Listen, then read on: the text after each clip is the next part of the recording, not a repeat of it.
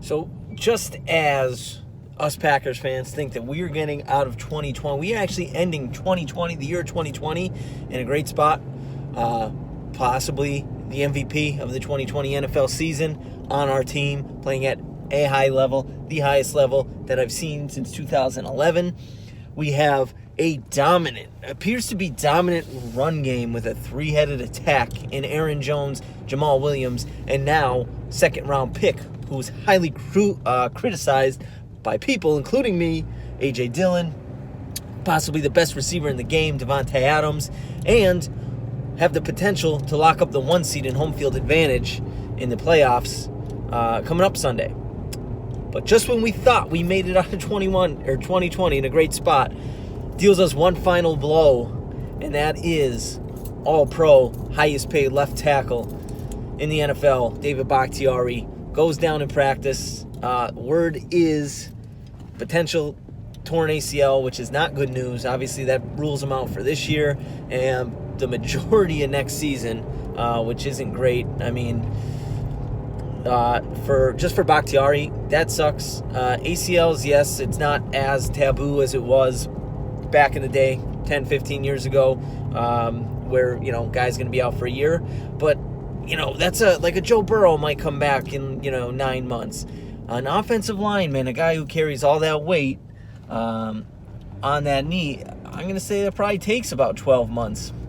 12 months to come back from. So it's probably going to be a full year. So we might not see Bakhtiari, the majority of next year. We might not see him all in next year, which kind of sucks because, again, he makes $20 million a year to protect our all-star aging, all-pro aging quarterback, Aaron Rodgers, who's playing at a high level, but he is aging.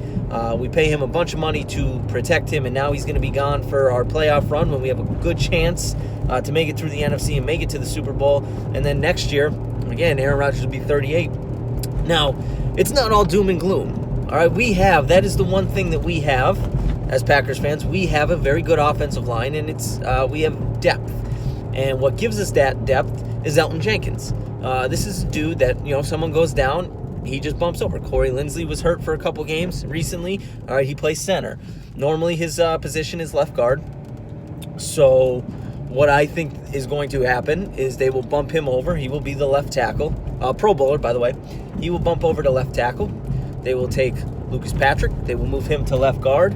And John Runyon Jr. will be the right guard. And that's how it'll go. Now, here's the thing. We have that one rotating offensive lineman. So if someone goes down, you could bump him over. You could put one of the backups in. If someone else gets hurt, because Corey Linsley has gotten hurt, 2 out of the last 3 games, then our offensive line is in a little bit of trouble because, Jenkins is going to be the left tackle. Like, that's it. He's going to be the left tackle unless they bump Billy Turner over to be left tackle and they move him to be right tackle. I think they'll just make him the left tackle, Jenkins. Someone else gets hurt on the offensive line. That's when it gets into trouble. But for right now, I think we're fine. Obviously, you can't replace a guy like David Bakhtiari easily, but we have the one guy who can rotate along the offensive line and do it all very, very well. Not going to be David Bakhtiari, again, all-pro, highest paid left tackle in the league, but he's going to do a very good job, and I have a feeling that rookie John Runyon Jr. will step in and he will play very, very well. But is this going to derail the playoff hopes? No, it's a blow. Don't get me wrong, it is a blow. Our offensive line has been a strength this year. The Green Bay Packers offensive line has been fantastic. But it's deep. It's deep, so I think we'll be fine, and obviously we'll get one game to see what that is like against the Bears coming up here to see if it is going to be a problem or if it's just okay. Next guy up, Jenkins, you're bumping over. Runyon, you're in. Let's see what happens. We'll get this game before the playoffs start to see that. Unfortunately, it's a big one. I mean, we need to win it. Packers need to win it to clinch that 1 seed and get that home field advantage, which we saw why Lambeau is such an advantage against the Titans. You get weather like that, it's going to be tough for teams to come in there and beat us. But here's to hoping Bakhtiari has a speedier recovery as he can have, so he doesn't miss all of next year as well. And here's to hoping that Jenkins can continue to do what he's been doing all year and just transition up and down the line and do it at a high level. I think we'll be fine. It's not all doom and gloom, but again, we will get to see how it looks tomorrow. Well, nope, today's Friday. We will get to see how it looks Sunday against the Bears in a must-win for our playoff lives.